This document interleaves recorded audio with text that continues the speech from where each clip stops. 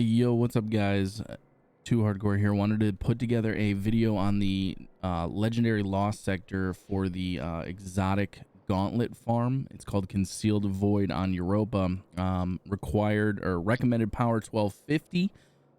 If you guys haven't heard of these gloves, they are fantastic. I got my first pair 4 runs in. They're called Necrotic Grip. Grasp of the Devourer is the exotic perk that comes with them. Damaging combatants with melee attacks corrupts them with increasing damage over time. Defeating a corrupted combatant spreads the corruption effect to nearby targets and restores melee energy. When I saw these gauntlets in the previews, I was super excited to, one, get my hands on them because I wanted to see how they would pair with Celestial Fire Smile. And two, I had an idea that maybe pairing Thorn with it would make for a pretty oppressive build. With that being said, I am 1237. This isn't the highest I can be, but I was running low on infusion fuel. A quick look at my loadout. I am running well. I don't know why it says Dawnblade. I am running Well of Radiance. I'm running the Night Watch for Overload. I'm running the 7th Saraph for Anti-Barrier. Anarchy. I'm also taking advantage of 2 new artifact mods. One's Thermal Overload when you use a Solar Stasis Grenade, and that causes disruption. It delays the ability of regen and lowering combatants' damage output. It's strong against Overload champions. I'm also pairing that with Surge Eater. Recharge your grenade ability whenever you or a member of your fire team disrupts a champion. You basically instantly get it back. I am using Lunafaction boots with double grenade launcher scavenger because in the boss room I am taking advantage of Anarchy.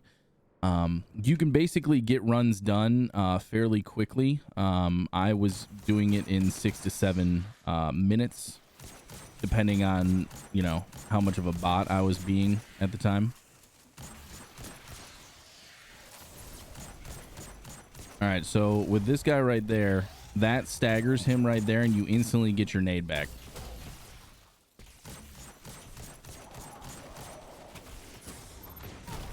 I should not have lost that. Basically, what you want to do is lead with your nade, apply Anarchy, burn him down, and just have your scout rifle back out, or you can throw another grenade. It just depends. Once you get the timing down, it becomes extremely easy.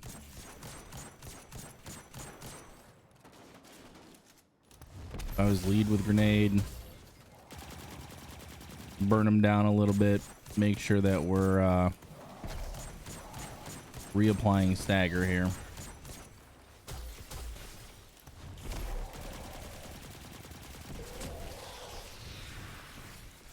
Scout rifle works really well with the overload. I was running a gnawing hunger, and I'm gonna be honest, I did not enjoy using it. For whatever reason, I felt like overload wouldn't proc until I was more than halfway through the mag, and it just wasn't fun. Scout rifle has been doing much better for me. The only real trouble that I run into are these heavy shanks. There's 2 of them in this dungeon, or this lost sector rather, and they both have our solar shields, and they're very good at dodging solar nades. So I always break the shield with my 7th Saraph. I kind of unicorn him with Anarchy and then move forward. This room has a anti-barrier servitor and a arc captain with a bunch of shanks all over the place that he likes to shield, which I find annoying. I always try to clear out as much as I can.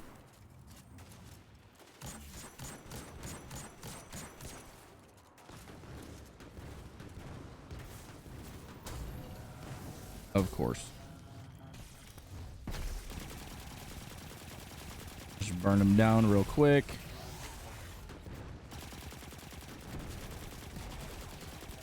Done and done. There are more shanks and dregs over to my right on that platform. I always try to line of sight them. Depending on where that servitor goes, it will shield almost all this stuff. So you want to make sure you're aware of your surroundings. this art captain right here. Hopefully he steps in then. Actually, I don't know where he went.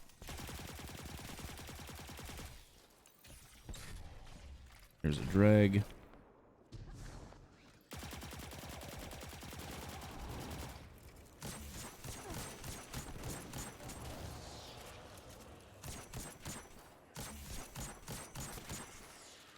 Get through them. Make sure you're all reloaded. I can't tell you how many times I move on to the next portion and I realize that I'm not reloaded.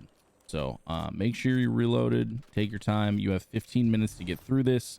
It works similar to like a Grandmaster. You start with 3 lives, I believe, and the more champions you kill, the more lives you get back. So here's another one of those heavy shanks with solar.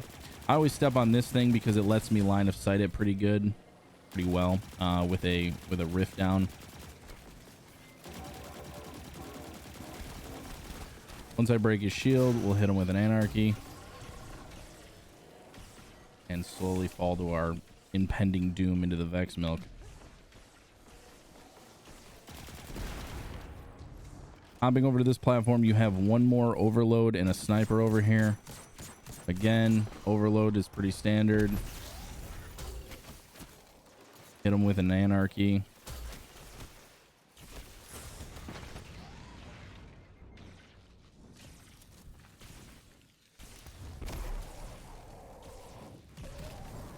And there you go. There's a bunch of wretches in here with pokers that hurt a whole lot. So, and there's sometimes a grenade, a slow effect grenade right there.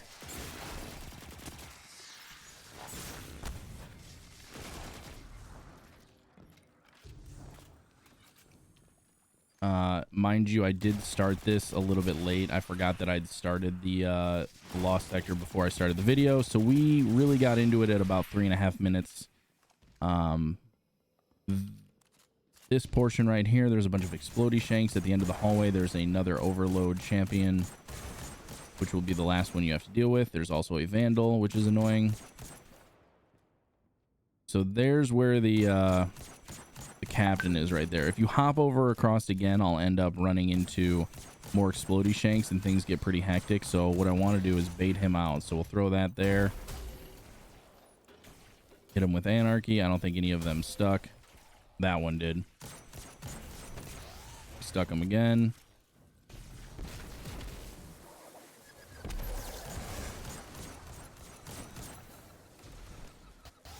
That staggered him again. We'll hop back and grab these explodey shanks.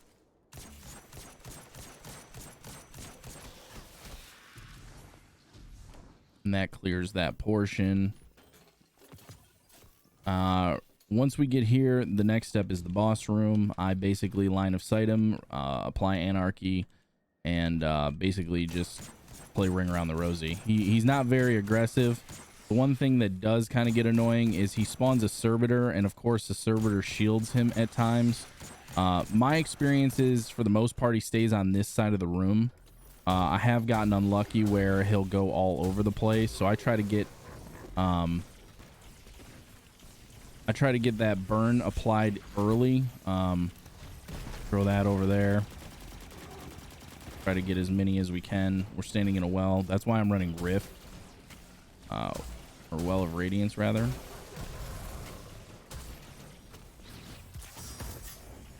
You basically just sit here and DPS them down. I'm sure there's...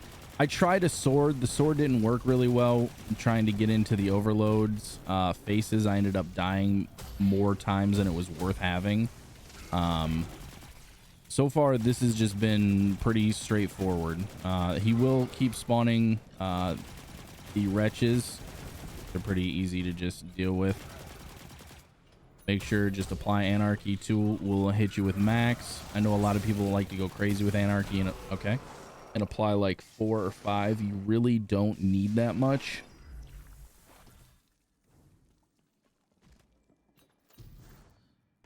And it looks like we have a little bit under 4 minutes left. So spawn back in. That's why we have extra lives. Put a rift down. Now we're empowered as well. Throw a grenade back deep in there. And like I said, Unfortunately, he's playing the right side of the room, which he hasn't done. That should do it for him. Now, once he dies, you can run up and grab the chest. You need to pick that chest up before the 15-minute mark or it will not count. I always run up and grab it.